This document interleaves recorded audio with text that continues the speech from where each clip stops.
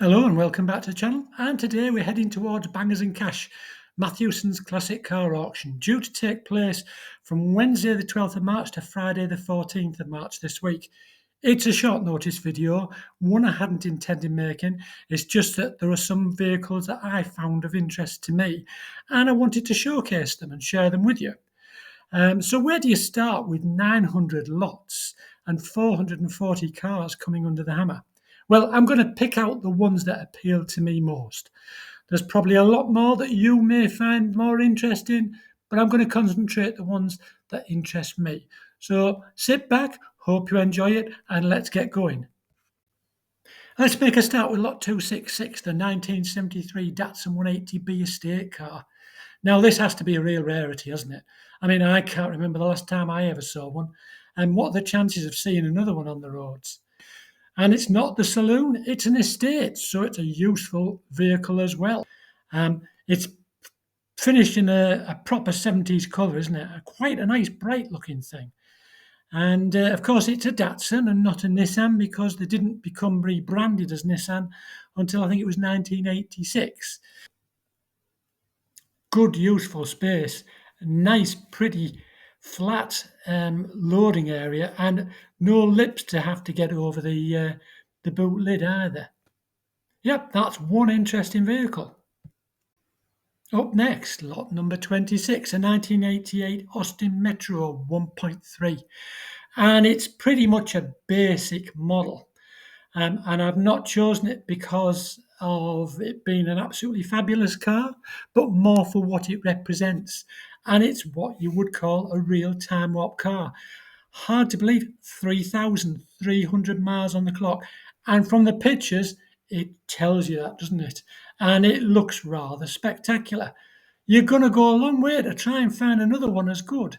With an estimate of £5,000 to £6,000, it's already bid at the moment, the auction hasn't started yet, to £4,000. So it's going to get some interest. And as I say, it's more what it represents. So if you walked into a showroom in 1988, this is pretty much what you would be presented with. And it's a 5-door as well, with a sunroof. Nice headlining. Nice wheel arches at the back. That's a nice car, is that? You'll see the Caffin's dealer sticker on the back window there.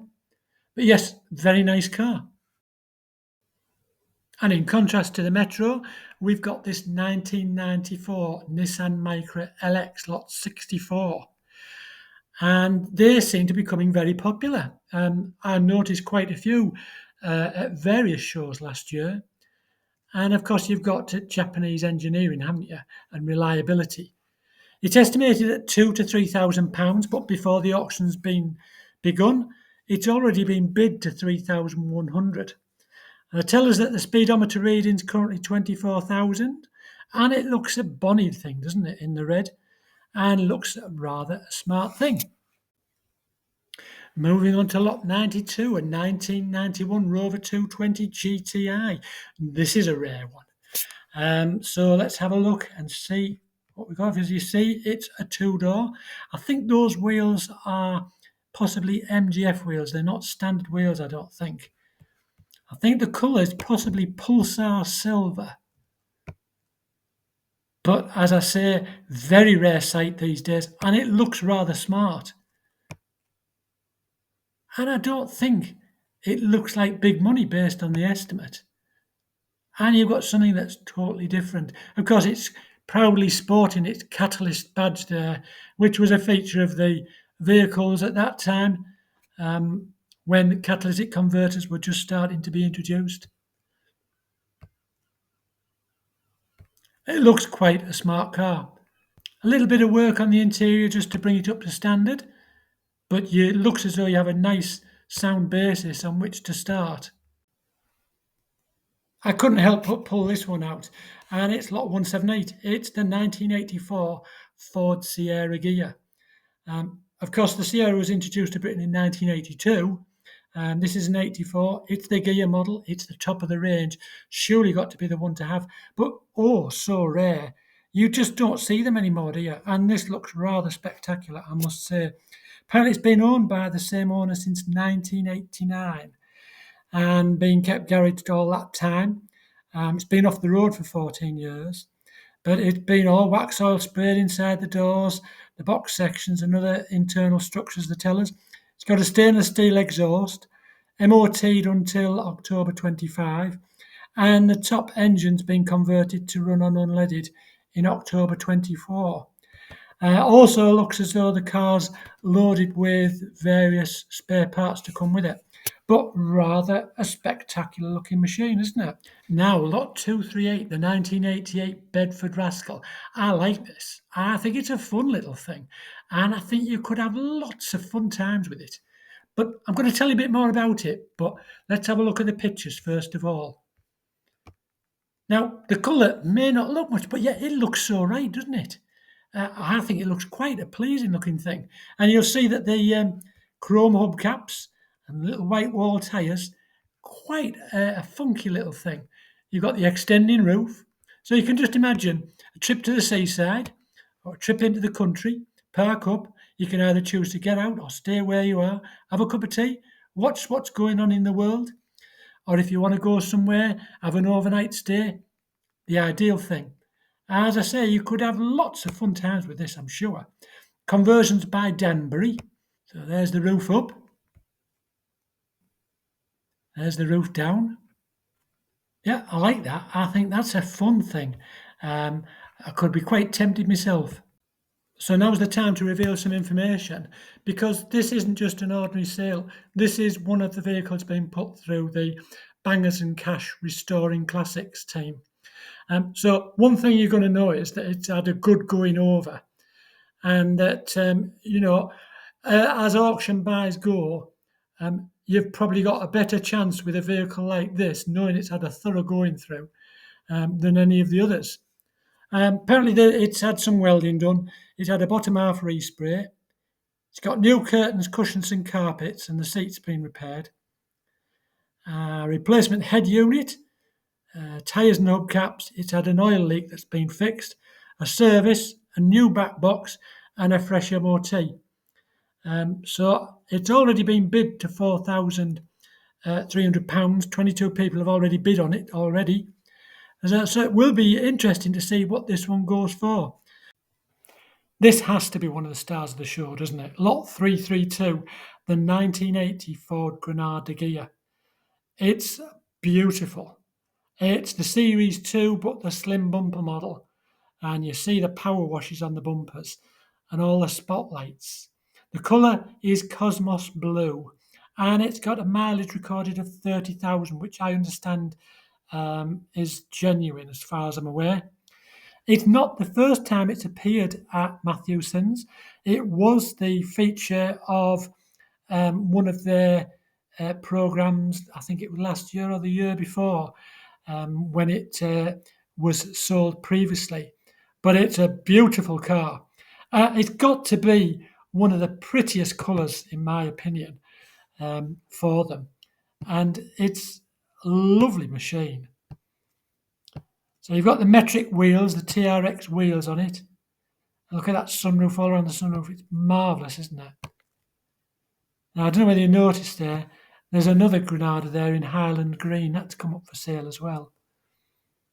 Possibly from the same collection, because I seem to recall the gentleman who bought this one also had a Highland Green one.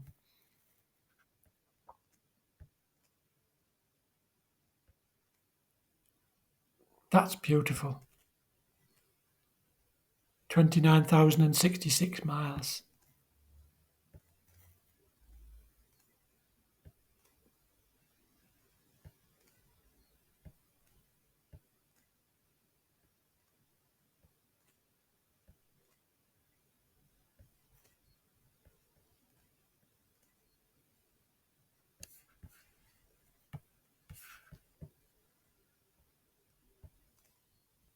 Of course, the TRX wheels were metric wheels, and you can still buy the tyres for them.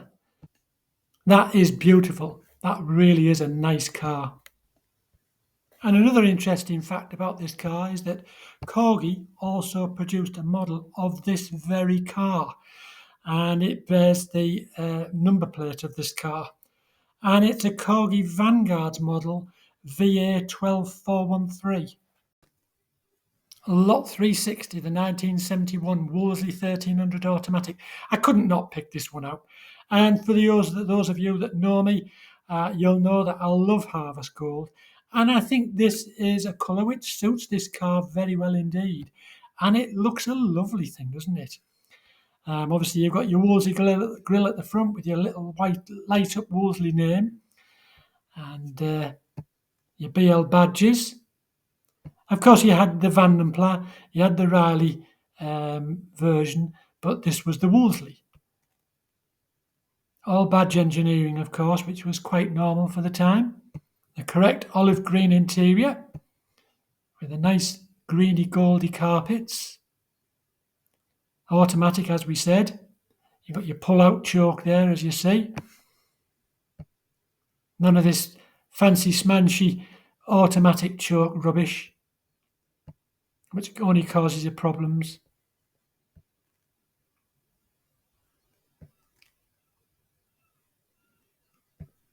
Yeah, it looks a nice little thing. Very nice indeed. And I've now selected two commercial vehicles. The first one is Lot 402, which is a 1984 Morris 440L. Or as you'll see, if it had been a saloon or an estate, it would have been called the Ital. And you'll see it's got the Ital front end and the Ital front bumper. But because it's the van, it's called a 440L. Shortly after the Murena, of course.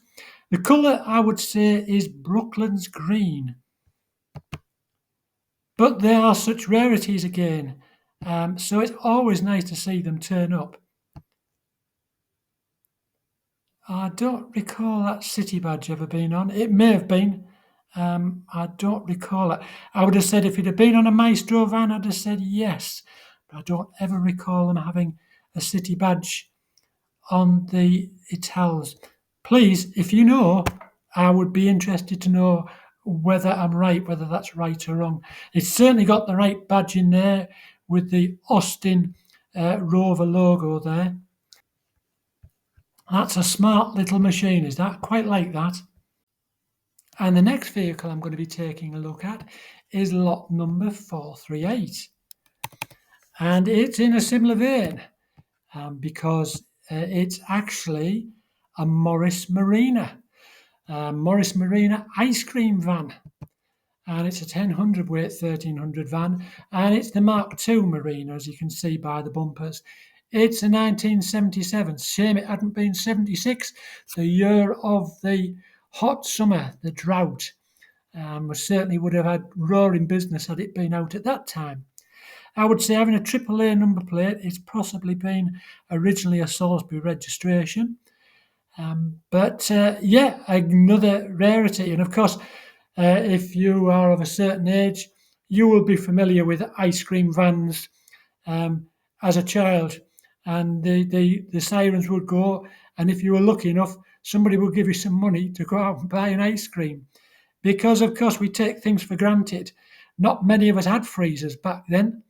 But, of course, today, most of us have freezers and we can keep ice cream. But in those days, very few people owned freezers. Moving on very briefly to lot 456, the 1976 Citroen CX. Quite an early Citroen CX. Of course, they were introduced at the Paris Motor Show in 1974. And I understand that due to production issues, it was well into 1975 before they actually started to produce right-hand drive ones.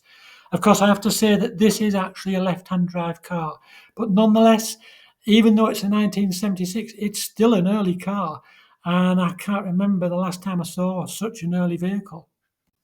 And now we're going to be taking a look at lot 514. Hello Barbie, let's go party, and it's a 2005 Range Rover Sport 2.7 TDI. And it's got quite a backstory to this one. It's got 167,000 miles on the clock, which really should be nothing for it. and it's said to run very nicely indeed. It estimates £5,000 to £6,000, and already it's been bid to 6,600. One well-known owner, Katie Price, and of course it was a special order by Katie back when it was new, and to the tune of an extra £140,000. So, yeah, that's a bit of depreciation, isn't it? Well, one thing's for sure, if you want to stand out, then this is the car to have, because you'll certainly stand out. And hey, don't get me wrong, I have nothing against the colour. At the end of the day, it's just a colour. And my next selection is going to be lot 516, and it's a 2002 Rover 75 Connoisseur SE Automatic. Now, the sale hasn't even begun yet, and its estimate was 2,800 to 3,800, and already it's had four bids, taking it to 2,700. It finished in white gold, which I think is nice, a nice, clean-looking colour. You'll see it's got a sunroof on it, which was a £550 option, and it's got the stone leather, sandstone leather, I should say, inside, which again was another popular colour. But one thing I'm going to say about the 75s, a lot of people, I think, are now beginning to realise what a good car they actually are. And Mathewsons seem to attract quite a few to their auctions on a regular basis. And they've been doing quite well, I must say. A lot of people at one time just thought they were just an old car. And you could pick them up quite cheaply, £600 to £800. But that is no longer the case. Prices are rising, I would say, for the 75s and the MGZTs, as people are now beginning to realise they are such a good car, and that the good ones are diminishing, and people now want to get a bit of that market and get one while they're still available. I'm now going to move on to lot 722 very briefly. I don't want to say a lot about it, other than it's a car that I do quite like, and it's a 1998 BMW 840 Ci Sport Automatic. I'm not sure. I think that colour might be Estoril Blue, or maybe I'm a bit too early for that. Again, if you know, I'll be interested to know. But they are such a pleasing design, aren't they? Lovely cars. Don't really want to say any more than that. You can make your own judgments about it, but I couldn't help but look at that. I think they're lovely cars, lovely design. And now on to lot 836, another rarity, and it's a 1984 Matra Murena. It's a 2.2 engine. It's a fiberglass body, and of course, made by Matra Simca Company, of course. And the beauty of these is that you've got three forward-facing seats. So it's got quite a low estimate at 1,900 to 2,900, and already it's exceeded the estimate at 3,100 with six bids. So again, that'll be another interesting one to see where that one ends up. And anybody who follows Bangers and Cash, of course, knows that it isn't just cars that they sell. They'll sell virtually anything. And we have a Fletcher Arrow speedboat here.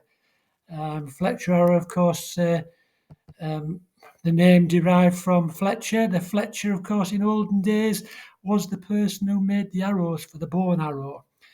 And this seems to offer good value for money to me, £3,000 to £4,000.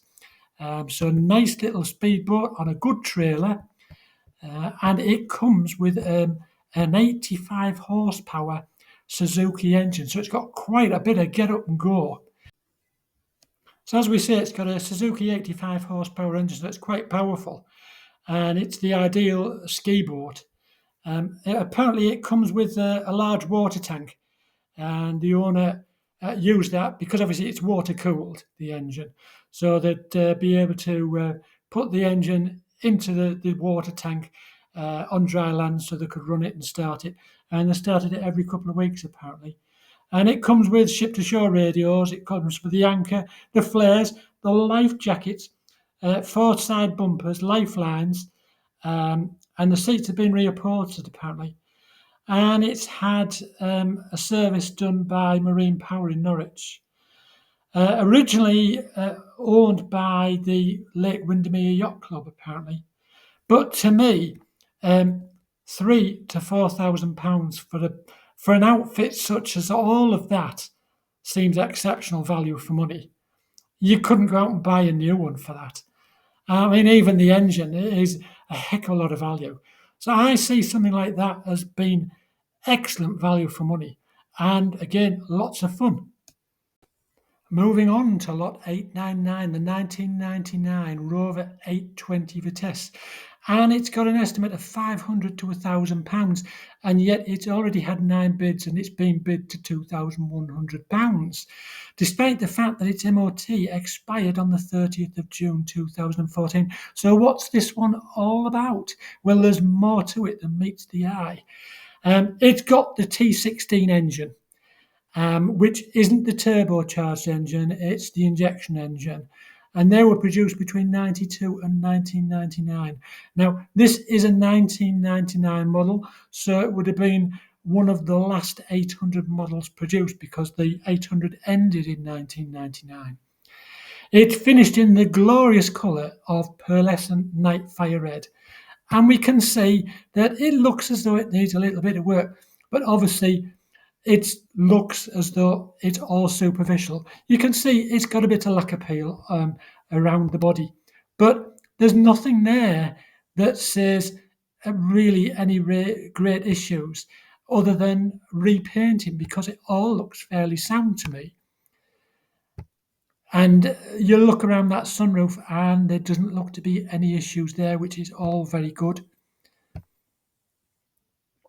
Again, you can see on the boot lid it's got lacquer issues. But once you get that paint, even if you didn't want to paint it up, you could leave it as it was. But if you had it painted up, oh, it would be beautiful, because pearlescent night fire red is such a beautiful colour. It's one of the better colours that Rover produced. It's got on the sport wheels, of course, and of course it's got colour-coded rubbing strips down the side.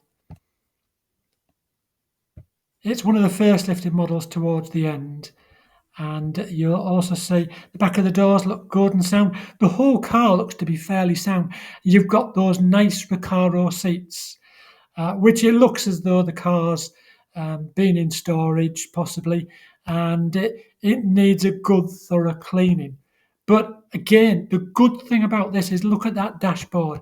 A lot of the dashboards suffer from warping and lifting, and this appears not to suffer with any of those issues. And the mileage is showing us 21,484 miles. But on the face of it, and without me knowing any more, I would say this appears to me as though that's probably a genuine mileage. But don't quote me, I could be wrong. Now, as Mathewsons say, make your own enquiries. But to me, it gives you all the indications of it all being a genuine car. Had a replacement radio at some time, because you can see it's got a Blaupunkt and not the standard Philips one that was in for the Rovers of that period. Or maybe it was just showing Rover. Mine has a Philips one. But it's a 5-speed manual, of course. But I think that the people who have already bid on this recognise what this car, not what it is, but what it could be, because they already gather it looks to be a good car to start with.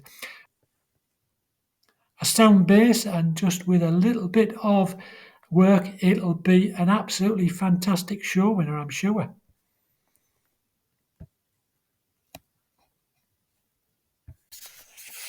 Now moving on to lot 856, and I'm moving on towards the last two cars, which to me are the stars of the show, which appeal to me most. Apart from the Granada, I thought that's lovely. But looking purely on the merits of this car, it's a 1973 Austin 3 litre. I love these cars. Based on the Land Crab, of course. The hydroelastic suspension. They have a self-leveling rear suspension, which has hydraulic rams. This car has unusual sill covers on it, and I've never seen covers on them like that before. very Hooper-esque, and it may be something to do with where the car's actually been, because apparently this car was taken out the country some time ago by a sheikh to Qatar, and it's resided there for several years and was kept in a private museum on display until 2023, when it was recommissioned and it presumably was then brought back to the UK. But I love Austin 3 litres, and I don't understand why they were never the success that they should have been. They had the variation of the MGC 3 litre engine, but they are lovely cars based on the Land Crab, as we say. You can see the Land Crab doors, but it's the front and the rear ends which are completely different to the 1800s and the Wolseley 6s. I remember these cars well. As a young child, we used to caravan, and in the early 70s, we had a neighbour who used to have an Austin 3 litre, and it was about the same age. It might have been on a J plate, but he was a company manager, chief executive of a mill, and he lived in Bedford in West Yorkshire. And he had an array of lovely vehicles. But I remember this Austin 3 litre so well, and it was in the same colour, which I always used to think was Trafalgar blue, which I believe it's not Trafalgar blue, it may be Persian blue. But it's a lovely car, and I remember them so well. He then went on to have a 1972 Rover P6 3.5 V8 engine one in zircon blue, and that was closely followed by a 1973 copper bronze Granada GXL estate car. But yeah, fond memories. But these are lovely cars, and you look at the interior and the dashboard. Look at that door caping, lovely, real quality, and the dashboard. Again, you've got the strip speedometer. Lovely, absolutely gorgeous. The old Austin of England badge showing there, and I believe that these were the last cars to bear the Austin of England badge on them. Nice headlining in it. And there's the old strip speedometer. Interesting to note, I can't see an oil pressure gauge. It's just got an oil warning light.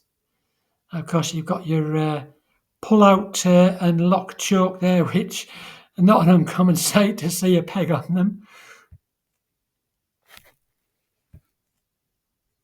Lovely. That figuring on the woodwork looks really nice, doesn't it? And that looks like possibly either a Motorola or a Radiomobile radio. Yeah, lovely cars. This is one of those cars that's this one and the next one are vehicles that have given me a few sleepless nights, in that I've been thinking, oof, do you know what? Maybe I'll treat myself. And I think, no, don't. You don't need it. You don't need it. They are lovely machines. The next one I'm going to reveal to you in a minute. And which one would I have between this one and the next one? Difficult choice, but the next one really is nice. I think the next one will probably pip it to the post. But I do like this car, and I like it very much. And I think its estimate seems quite good, seems quite a tempting price to me. Currently bid to 5,000. It's worth more than 5,000, and that estimate doesn't look unrealistic. I love it. I do. I love it very much. It says the mileage is showing as 28,000. Whether that's original or not, I don't know. But it wouldn't surprise me if it was. The few survivors that there are, quite a few of them do have lowish miles. A lot ended up in banger racing, unfortunately. Now, this next and the final lot number 432, is sure to get a whole load of interest. And if it doesn't, well, that would really surprise me. and it's the British Daytona. It's the 1985 Rover 3500 Vanden automatic. Estimate 8 to 9,000, which to me seems very cheap. It's already been bid to 9,100. It's going to go higher than that because there's no way that this car, to the standard that this is, surely is going to go cheaply. But don't quote me.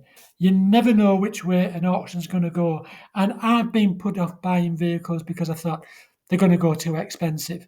And then I've later found out that they've gone cheap. And I thought, oh, I wish I'd gone and I should have bought it. But hey ho, that's how it goes. So don't quote me. But to me, I wouldn't be surprised if you see a figure of between 18 to possibly even as much as 25,000 for this car. And I know that sounds a silly amount in today's market, but you'll know what I mean when I look at the car. And these are fantastic cars. So let's take a look at the pictures. It's finished in the ever popular colour of Moonraker Blue. It's got the Vitesse wheels on it. Quite rightly, with it being the Vanden, it doesn't have the air dam like the Vitesse. A lot of people go for the Vitesse, particularly the twin plenum, but I like the Vanden just as much. And if anything, you've got the refinement or the sport. Well, to me, with the Vanden you get both. And I think that these are beautiful cars. Lovely design, of course. But anyway, let's have a look at it further. It's not the Vanden EFI because it's on twin carburetors. So it doesn't have the full leather upholstery. The EFI had the full leather Connolly leather interior. But you'll see when you see this car, it's gorgeous. I wouldn't let it put me off for a minute. Look at that exhaust. What a beautiful car. KV registration, so it's registered in Coventry originally.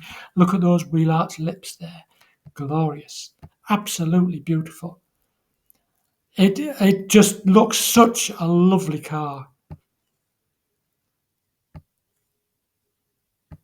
You can forgive it little things because you're going to go a long way to find one as nice as this. You really are, believe me. And whatever's been done to it, it's been done to an exceptionally good standard. Look at this. Look at the interior there. So let's have a look at these seats. Nice fancy steering wheel there. The box velvet seats, they are beautiful. Yeah, piped in a darker blue, as you see. But the box velvet upholstery was lovely, very comfortable. And if anything, you might find it more comfortable to sit on than you would with the leather because the cloth will actually give. Ordinarily, you could expect to see worn out seats, but these look absolutely fantastic. And it may not be the top of the range at EFI, but that wouldn't put me off. I'd have this car every day of the week. And I must say, it has given me a few sleepless nights thinking maybe I should get my hand in my pocket. But I do think that this one is probably the best one that I have seen for a long, long time. I want to show you under the bonnet because you'll also see the attention to detail there. That's nothing. Headlining can soon be put right. The Vanden, of course, came with headrest pads as well as the headrests. Now, that's interesting to note because it shows HMSO Public Service Book. And I'm thinking, what's the history behind this? I don't know. So, was it that it was a government vehicle? Or it could be, I've seen another vehicle like this, a Rover 800, whereby it was used at the factory and it was used as, I don't know if it was a pool vehicle, but it was, all its vehicle log was kept there. So it could be either it's a factory vehicle being Coventry registered, at Canley probably, or it could be that it made its way and it was a governmental vehicle. So I wonder what the story is behind that. That would be interesting to know. Let's get a look under the bonnet. Look at that 3.5 engine. This engine bay is beautiful. Look at the manifolds, the way they are all wrapped. Look at the inner wings. It's one of the best examples, I think, that you could expect to find on an SD1. That is a beautiful car. There is no denying that. Look at that. Look at that. Look at the bottom there. Yeah. And we haven't even finished yet because you want to see the underneath of it. Look at that. That is lovely, isn't it? Yeah, fantastic. Absolutely gorgeous.